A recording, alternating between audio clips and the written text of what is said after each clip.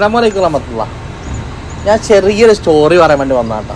ഇന്നലെ നമ്മളെ കടയിലെ എൻ്റെ സുഹൃത്ത് എന്ന് പറഞ്ഞാൽ നമ്മളത്ര പ്രായമൊന്നുമില്ലാത്ത ഒരു വ്യക്തി.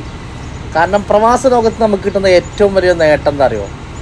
എൻ്റെ ഉപ്പാൻ്റെ പ്രായമുള്ള ആളുകളും നമ്മളെ കൂട്ടുകാരായിരിക്കും, നമ്മളെ താഴെ പ്രായം കമ്മിയുള്ള ആളുകളും നമ്മളെ കൂട്ടുകാരായിരിക്കും. ഒരു റൂമിലൊക്കെ ആണെങ്കിൽ 5 or 6 ആളുകളുണ്ടെങ്കിൽ വ്യത്യസ്തമായ പ്രായക്കാരായിരിക്കും. അവരൊക്കെ ഭയങ്കര കമ്പനി ആയിരിക്കും. അപ്പോൾ അങ്ങനെ ഒരു പ്രത്യേകത നമ്മുടെ ഈ പ്രവാസ ലോകത്തുണ്ട് കേട്ടോ. അപ്പോൾ അദ്ദേഹം വന്നിങ്ങനെ ഭക്ഷണം കഴിക്കുമ്പോൾ നമ്മളും ഫ്രീ ആയിരുന്നു, ആ സമയത്ത് കസ്റ്റമറൊന്നും ഇല്ലാത്ത ടൈമായിരുന്നു. അപ്പോൾ അദ്ദേഹം ഭക്ഷണം കഴിച്ചുകൊണ്ടിരിക്കുന്ന സമയത്ത് എന്നെ വിളിച്ച്, അപ്പോൾ ഞാനവിടെ പോയി ഇങ്ങനെ ഇരിക്കുമ്പോൾ അദ്ദേഹം നല്ല നാട്ടിൽ പോവാണ് എന്ന് പറഞ്ഞു. അപ്പോൾ ഞാൻ മനസ്സോട് സന്തോഷിച്ചു. ഒരു പ്രവാസി ഇങ്ങനെ പെട്ടെന്ന് നാട്ടിൽ ഇങ്ങനെ പോവാന്ന് പറയുമ്പോൾ അത് കേൾക്കുമ്പോൾ തന്നെ നമുക്ക് സന്തോഷമാണ്. പിന്നെ ആ പോകുന്ന ആളെ സന്തോഷം നമുക്ക് പറയേണ്ട ആവശ്യമില്ലല്ലോ. അപ്പോൾ കൂട്ടത്തിൽ അദ്ദേഹം ഒരു കാര്യം പറയണ്ടായി, അതാണ് എന്നെ അത്ഭുതപ്പെടുത്തിയത്. അവിടെ നമ്മളെ സ്റ്റോറി കിടക്കുന്നത്.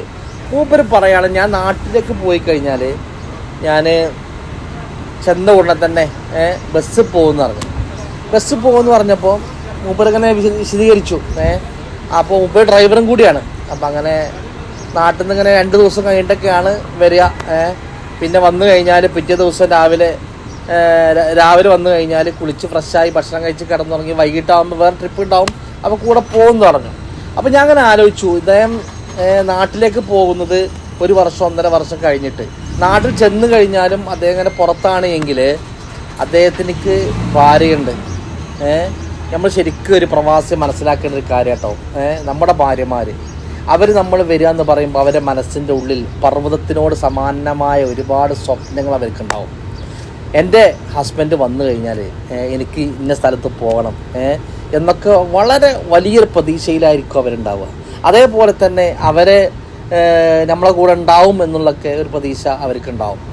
നമ്മൾ നാട്ടിൽ പോയിട്ട് ഈ സമയത്ത് പറയാനുള്ളതെന്ന് വെച്ചാൽ, നമ്മൾ നാട്ടിലേക്ക് പോകുന്ന സമയത്ത് പ്രവാസികളായ നമ്മൾ എങ്ങോട്ടെങ്കിലൊക്കെ ഒരു എൻജോയ്മെൻറ്റ്, എങ്ങോട്ടൊക്കെ നമ്മളെ ഫാമിലിനെ വിളിച്ച് നമ്മുടെ ഭാര്യ മക്കളൊക്കെ വിളിച്ചിട്ട് നമ്മൾ പോവുക. കാരണം അത് അവർക്ക് വലിയൊരു സന്തോഷമാണ്. അവരില്ലാത്ത യാത്രകളൊക്കെ പോവാമെങ്കിലും അതൊക്കെ കഴിവിൻ്റെ പരമാവധി കമ്മിയാക്കാൻ വേണ്ടിയിട്ട് നമ്മൾ ശ്രമിക്കുക. കഴിവിൻ്റെ പരമാവധി എങ്ങോട്ട് പോകുന്നില്ലെങ്കിൽ നമ്മുടെ വീട്ടിൽ നമ്മുടെ കുടുംബത്തോടൊപ്പം നമ്മുടെ ഭാര്യ മക്കളോടൊപ്പം അങ്ങനെ ചിലവഴിക്കാൻ വേണ്ടി നമ്മൾ സമയം കണ്ടെത്തണം. അതൊക്കെ അവരെ വലിയ സ്വപ്നങ്ങളാട്ടോ. അതൊക്കെ ഏതൊരു പെണ്ണും ആഗ്രഹിക്കുന്നൊരു കാര്യമാണ്. അപ്പോൾ ആ ഒരു വിഷയം എൻ്റെ മുത്തും മണികളെല്ലാവരും ശ്രദ്ധിക്കണം. നമ്മൾ ടൂറ് പോകണം, അത് നിർബന്ധമായിട്ട് പോയിരിക്കണം. കയ്യിൽ നമുക്ക് സാമ്പത്തിക ശേഷി ഇല്ലെങ്കിലും നമ്മൾ ഒരുപാട് കാശുണ്ടാക്കി എന്താണ് അതുകൊണ്ട് കാര്യം? ലക്ഷങ്ങൾ നമ്മൾ സമ്പാദിച്ചു, നാട്ടിൽ പോയി നമ്മൾ ആ കാശ് കൊണ്ട് എന്താണ് കാര്യം? നമ്മൾ സമ്പാദിക്കുന്ന നമ്മുടെ ഇതുപോലത്തെ എൻജോയ്മെൻറ്റും അതിൽ നമ്മൾ എന്ത് ചെയ്യണം, നമ്മൾ ഉൾപ്പെടുത്തണം. ഇത് കാശ് കടന്ന് മരിച്ച് നമ്മുടെ ഭാര്യയോട് എത്ര പ്രവാസികളുണ്ടായിരുന്നു. നമ്മൾ കൃത്യമായിട്ട് ഓരോ ദിവസവും നമ്മുടെ ഭാര്യമായിട്ട് സംസാരിക്കാത്ത ഭാര്യ എത്ര പ്രവാസികളുണ്ട്. മറ്റു സ്ത്രീകളോട് സോഷ്യൽ മീഡിയത്തിൽ ഇൻസ്റ്റാഗ്രാമിലൊക്കെ പരിചയപ്പെട്ട് അവരോട് സംസാരിക്കാൻ നമ്മൾ സമയം കണ്ടെത്തുന്നുണ്ട്. അല്ലെങ്കിൽ നമ്മളെ ജോലിക്ക് നമ്മുടെ സമ്പത്തിന് വേണ്ടി നമ്മൾ സമയം കണ്ടെത്തുന്നുണ്ട്. പക്ഷേ നമ്മുടെ കെട്ടിയ ഭാര്യമാരോട് സംസാരിക്കാൻ സമയം കണ്ടെത്താത്ത എത്ര പ്രവാസികൾ നമ്മുടെ കൂട്ടത്തിലുണ്ട്. പൊന്നു മക്കളെ, ഒരിക്കലും അത് ചെയ്യരുത് കേട്ടോ. നിങ്ങളെ വിളിയും കാത്ത് നിങ്ങളെ പ്രതീക്ഷിച്ച് ഒരുപാട് കാര്യങ്ങൾ മനസ്സ് തുറക്കാൻ അവർ കാത്തിരിക്കുകയാണ്. നിങ്ങളെ ആ കോളും കാത്തിട്ട് ആ സമയത്ത് നിങ്ങൾ വിളിക്കാതിരിക്കുമ്പോൾ അതൊക്കെ അവർക്ക് മാനസികമായിട്ട് ഒരുപാട് ബുദ്ധിമുട്ടാവും, ഒരുപാട് ക്ഷീണം ചെയ്യും. അപ്പോൾ അതുകൊണ്ട് അത്തരം കാര്യങ്ങളൊക്കെ പ്രവാസികൾ ചിന്തിക്കണം. നാട്ടിൽ പോകുന്ന സമയത്തൊക്കെ നിങ്ങൾ ഇത്തരം കാര്യങ്ങളൊക്കെ ശ്രദ്ധിച്ചുകൊണ്ടായിരിക്കണം കാര്യങ്ങൾ ചെയ്യേണ്ടത്. ഈ സുഹൃത്തിനോട് ഞാൻ ഈ വിഷയം പറഞ്ഞപ്പോൾ ഞാൻ പറഞ്ഞു, പൊന്നുമോനെ, നീ ചെയ്യുന്ന ഏറ്റവും വലിയ ഒരു ദ്രോഹമാണ് നിൻ്റെ ഭാര്യയോട്. കാരണം അവൾക്കൊരുപാട് പ്രതീക്ഷകളുണ്ട്. ആ പ്രതീക്ഷകളെല്ലാം നീ കാറ്റിൽ പറത്തി വിടല്ലേ. അതൊക്കെ കഴിവിൻ്റെ പരമാവധി അതൊക്കെ പൂവണിയിക്കാൻ ഒരു അവസരം നീ കൊടുക്കണമെന്ന് പറഞ്ഞപ്പോൾ അദ്ദേഹം പറയുകയുണ്ടായി, ഇപ്രാവശ്യം ഞാൻ നാട്ടിൽ പോയിട്ട് എൻ്റെ ഭാര്യയോടൊത്ത് ഞാൻ ഒരാഴ്ചക്ക് ഞാൻ പുറത്തു പോകും. ഞാൻ പറഞ്ഞു, പോരാ, ഒരാഴ്ചക്ക് നീ പോയിക്കോ, വന്നു കഴിഞ്ഞാൽ വീണ്ടും അടുത്തൊരു ടൂറ് നീ പ്ലാൻ ചെയ്ത് പോകണം എന്ന ആശയക്കാരനാണ് ഞാൻ.